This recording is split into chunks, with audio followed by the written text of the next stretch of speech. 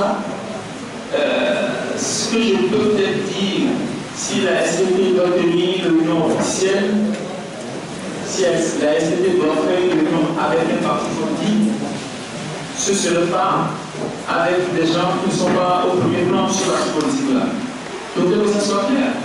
Si nous souhaitons rencontrer un parti politique, les membres de la coordination iront rencontrer les membres du bureau exécutif du parti politique. Premier aspect. Deuxième aspect, les gens sont gênés parce qu'ils ne trouvent pas ce qu'ils cherchent. Ils veulent toujours nous habiller, ils veulent dire des choses derrière nous, et puis voilà, ça va servir de couloir, ça va servir de canot pour nous incliner. Et puisqu'ils n'ont pas la possibilité, pourquoi ils n'ont pas la possibilité? Parce que ça n'existe pas. Il ne faut pas chercher loin. Ça n'existe pas. Nous, nous travaillons avec aucun nom politique. Et nous avons dit que nos revendications, elles sont sociales. Et d'ailleurs, le meilleur test pour le gouvernement, c'est de satisfaire ces revendications et de voir si la SCD va poursuivre ces actions. Tant que nos revendications ne sont pas satisfaites de façon constitutionnelle, nous avons le droit de les revendiquer. Et nous continuerons de revendiquer dans les limites de la loi de notre pays. C'est ce que je voulais dire aux gens. Le chien aboie la carrément passe. Les gens, j'ai dit quelque part sur le média, les gens ont des hallucinations, les gens ont même des fantasmes. Ils les prennent pour des réalités. Ce n'est pas des enfants qui sont à la coordination de la SCD. C'est des gens qui savent où ils veulent aller et avec quels moyens. Nous respectons les opinions des gens, mais par contre, ce que nous ne tolérons pas, c'est qu'on mente et qu'on insulte des gens. Si nous voulons rencontrer la MC, ce n'est pas interdit. La MC, c'est un parti politique légalement constitué dans notre pays. Si nous pensons que la MC peut faire quelque chose pour que cette lutte connaisse une issue heureuse, nous prendrons la décision de façon officielle. Nous le signifierons et nous expliquerons pourquoi. Et d'ailleurs, je ne pense pas que ce soit la MC seul qui soit le seul parti politique au Togo. Donc, cette question, franchement, je préfère que nous arrêtions là. Ces informations que nous avons données, elles sont largement suffisantes. La deuxième question est de savoir est-ce que nous avons une autorisation.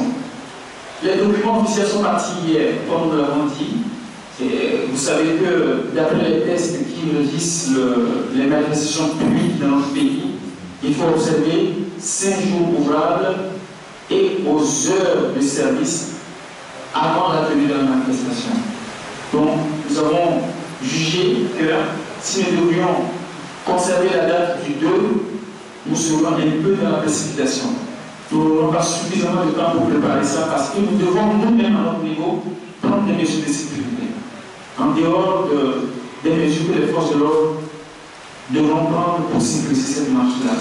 Donc, nous avons envoyé les documents officiels, nous attendons sous 72 heures la réponse des autorités. Je disais avec ma que il prend le micro pour compléter mes réponses.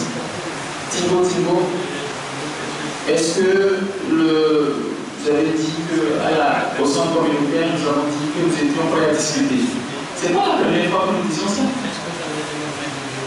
Nous avons toujours dit que nous sommes prêts à discuter, mais nous voulons discuter de nos revendications avec le gouvernement, pas en présence des gens que ces revendications ne concernent pas. C'est tout. Nous sommes constants dans ce que nous disons. Nous communiquons sur des éléments assez constants depuis le début jusqu'à présent. Notre plateforme est de 8 points. Je vais revenir tout à l'heure sur une question qui a été posée au préalable. Elle est de 8 points. Nous allons progressivement. Aujourd'hui, les questions de redresser la grille et de parler de la valeur judiciaire. Ce sont des éléments importants aujourd'hui pour nous. Donc, nous sommes dans une démarche constante. Nous voulons discuter. Nous souhaiterions bien que le gouvernement discute, mais avec la SPT seule, parce que nous sommes les seuls. Nous sommes la seule organisation responsable de nos revendications. Quel bilan faisons-nous de nos revendications? Mitigé. Sur les 8 points de la plateforme, une allocation propriétaire de 20 000 a été accordée jusqu'à ce jour, plus rien d'autre. Même si cette allocation a été traduite en termes de points d'indice à partir de 2015, il n'y a pas autre chose. 20 000 plus 6% de valeur indiciaire. Maintenant, il y a des points de la plateforme qui n'avaient pas mis incidence financière directe. Je prends par exemple l'organisation de l'âge de départ à la retraite. On s'est plus ou moins entendu là-dessus, il ne faut pas mettre des maintenant. Et vous savez que ça prendra la forme d'une loi. La réinstauration de l'énergie de départ à la retraite. Là aussi, le principe est acquis. Il faut reprendre une nouvelle loi pour la réinstaurer et en même temps trouver le mécanisme de financement. Pour qu'on ne tombe pas dans le plus qui a été créé après sa réinstauration, après la conférence nationale. Donc voilà un peu ce que je voulais vous dire. Mais aujourd'hui, ce qu'il faut le dire, ce qui tient à cœur aux travailleurs, c'est d'abord les 280 points, ensuite la valeur indiciaire. Quatrième question, pas de fumée sans flamme. Qu'est-ce qui se cache derrière les actions de la STB? J'ai bien envie de vous poser la question de savoir à quoi vous pensez.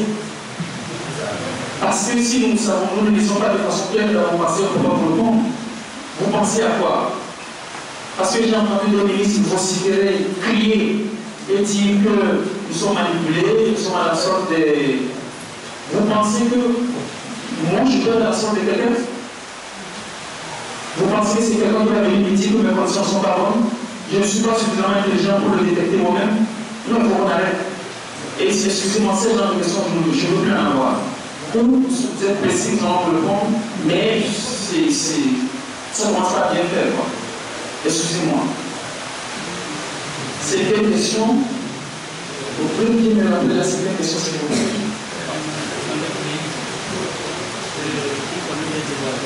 Oui, même au-delà du développement, ce qui s'est passé à Grille, c'est des dérapages violents.